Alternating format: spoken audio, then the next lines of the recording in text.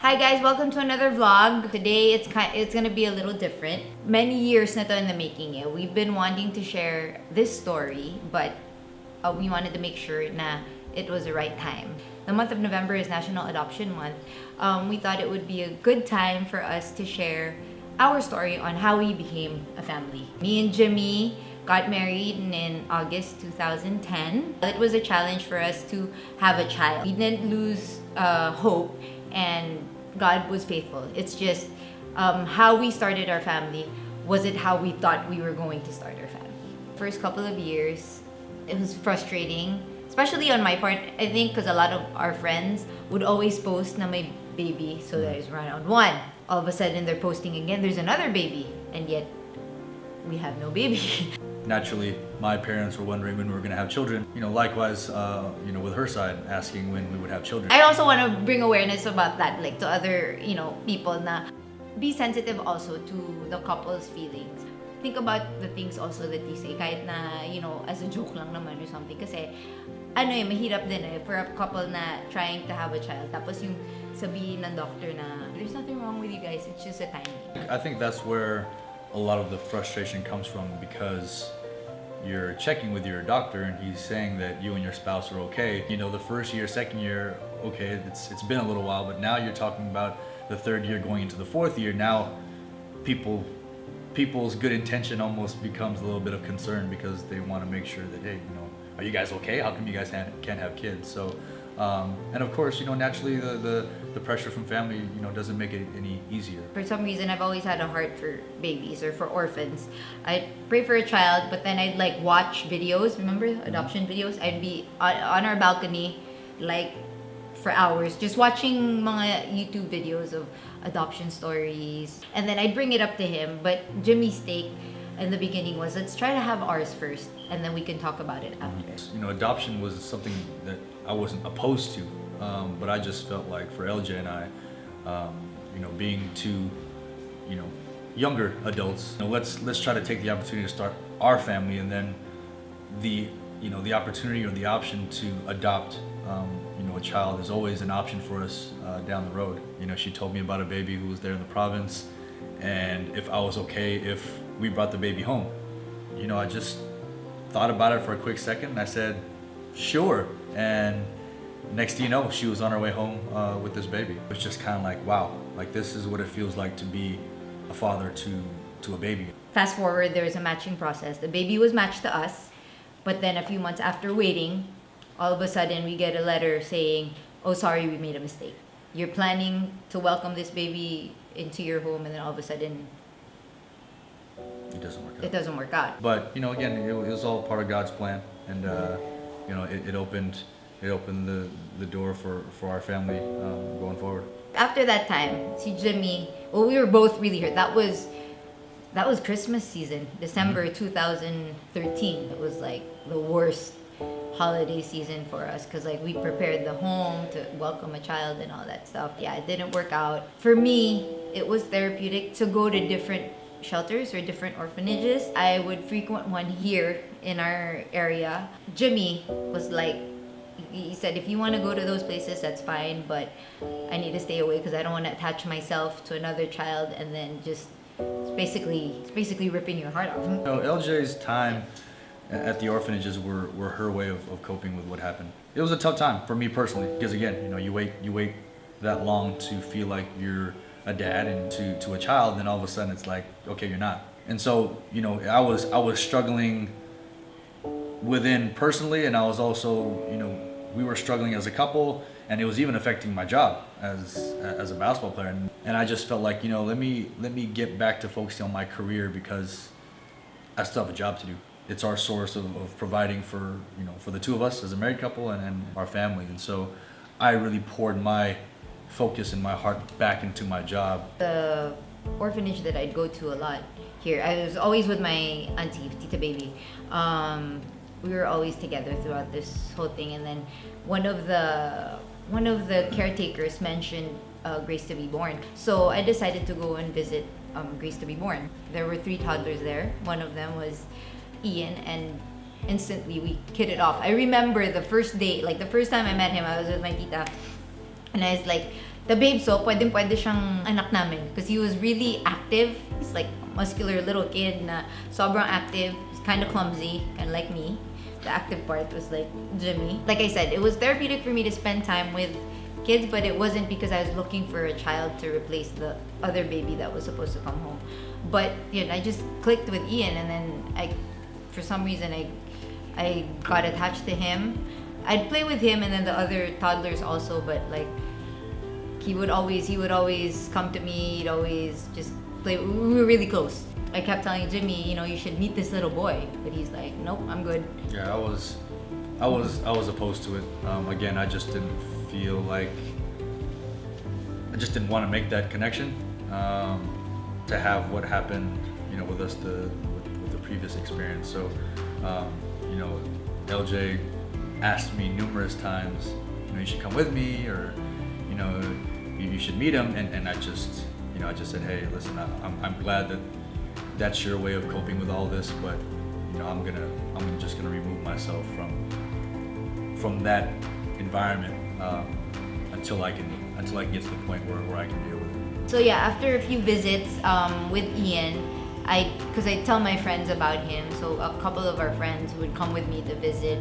Remember, there was a birthday party, and my friend was helping me convince Jimmy because she met Ian, and she told me, like when she met, like the day when we were spending the time with him, she was like, LJ, I don't know what it is, but I feel like this baby is supposed to be for you and Jimmy. I feel like this baby is, God made this baby for you guys.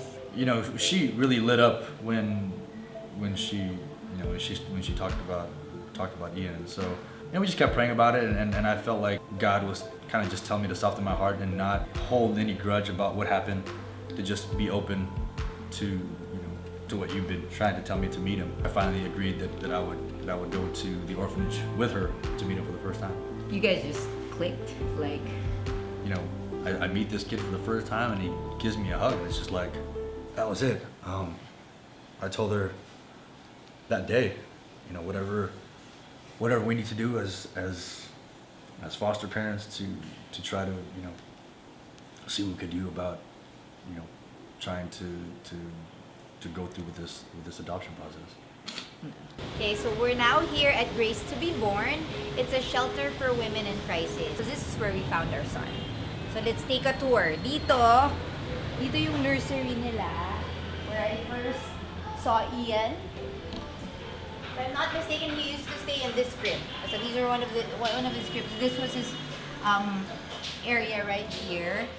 There was one time where they called and said, hey, he's sick and his fever's running high, and we must have gone there. I mean, we were going there every day, but I felt like we wanted to make sure that we stayed there as much as possible during the day. So when he woke up, we were there. We'd stay as long as we could in the morning. I'd leave for practice. She would leave for work. After practice, I would go back there and spend time with him. Make sure he got his medicine, and then when he would fall asleep, that's when we would leave. But then first thing in the morning, we would go back again, so that when he woke up, he still saw us. Yeah, it's so hard to explain the connection. I think God just kind of softened my heart to what had happened to us the first time, and here, meet this kid who just kind of blows you away. And God plans something talaga. Everything works out. You're not allowed to go to a shelter or an orphanage and pick out a child. That's not the way it goes, because their thing is, when you have a baby biologically, you can't choose naman who that baby is. So there's a matching process. Ian was matched to us, so it was a perfect story because he's the one that was closest to us, and he's the one that ended up with us. The whole adoption process, so it took a while, a little over 2 years, because at first Ian didn't have his sikla or certificate to be available for adoption because he was abandoned. And during that time, of course, we'd still keep praying kasi meron na kaming Yeah, we were kind of traumatized with the last experience, so you still have that until the day we finally got the papers that said he's now Ian Maximus Alapag. I'll never forget this day because I was actually leaving for a game. She came upstairs and she said, we can pick up our son tomorrow morning.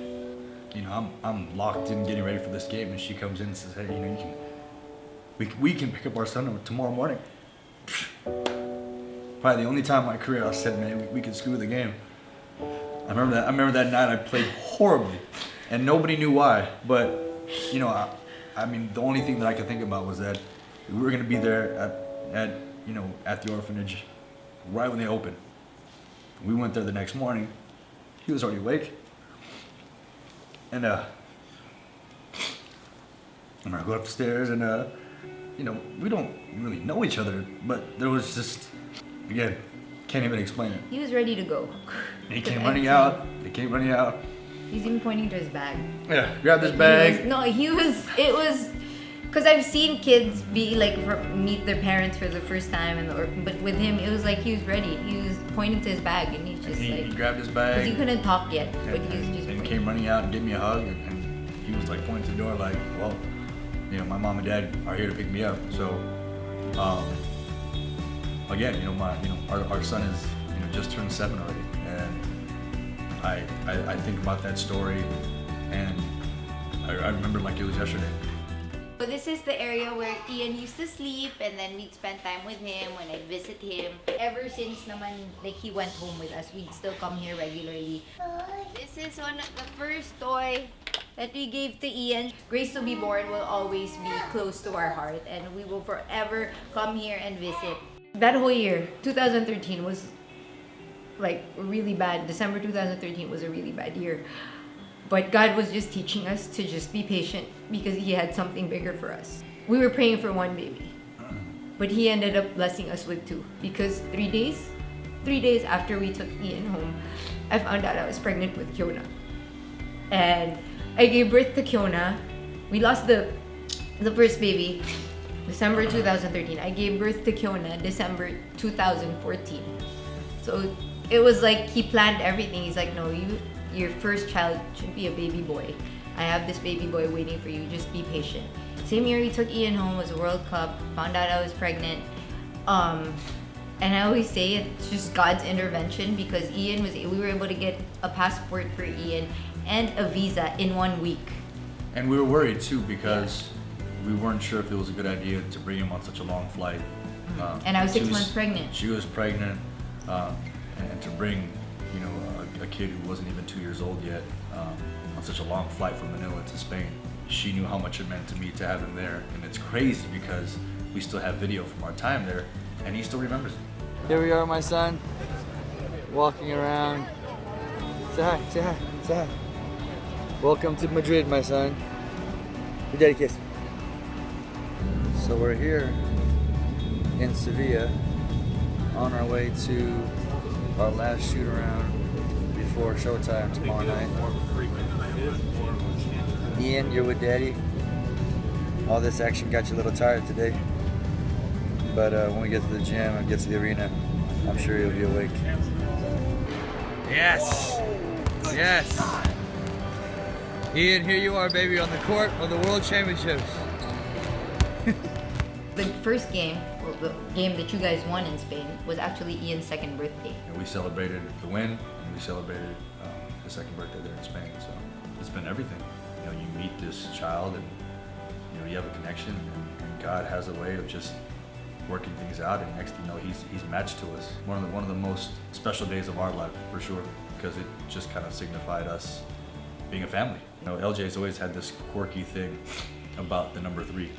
I'd always see the number 3. His jersey number was 3. When I found out I was pregnant with Kiona, we actually stopped the fertility medicine for about 4 months already because we were just like, if we're gonna have a baby biologically, then we will. If not, then okay lang din because you know we already have our son. So, and then you know after 3 days after taking Ian home, I find out I was pregnant. Yeah, I mean the third day.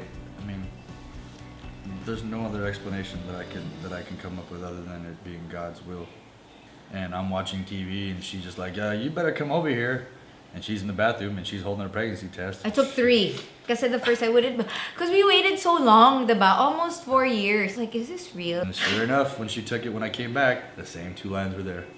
We want to share this experience with you guys, just to, you know, to encourage you guys. You know, for those couples out there who haven't had a child yet, I hope that our story helps give you guys hope to start your own family. Again, looking back to 2013. because I wouldn't wish what LJ and I went through to anyone. You know, what doesn't kill you makes you stronger. We continue to pray together, and who would have ever thought the next year we would just have one child, but we'd have two. We'd have our son and our daughter, and it's something that I get emotional about because it changed my life.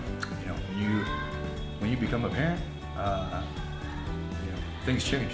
That experience for LJ and I, you know, opened the doors to us starting our family. I'm thankful that we were able to welcome Ian into our home, and he's our son. And I hope you guys will at least explore the idea of adoption as well. People would always ask me or ask us before, especially when I found out I was pregnant, why did you guys decide to adopt? You know, I'd get people coming up to us saying, oh, when you have your own, you'll realize there's a difference. But I can honestly look you straight in the face and say there is no difference. How much we love Kiona and Kaylin is the same kind of love that we have for Ian. You can have a family as long as there is love, or you can love a child like your own, even if that child didn't come from you. So for those of you that want to know more, you can comment. We can discuss more with you guys, or you can also contact DSWD. There's also KBF, Kaisahang Buhay Foundation. They have seminars for those that are thinking about fostering or adopting. Please do visit Grace to Be Born. There's so many babies there. Just give them a call and you're welcome to come and visit. And just to spend time with the babies, because these babies, they don't really get carried all the time, just looking for love. So please, if you guys have any questions, feel free to leave a comment, and we'd love to try our best to answer whatever questions you guys might have. And thank you guys for listening to our story. Again, hopefully it encouraged you guys and gives you guys hope for all the couples out there looking to start their own family. God bless you guys, and see you next time.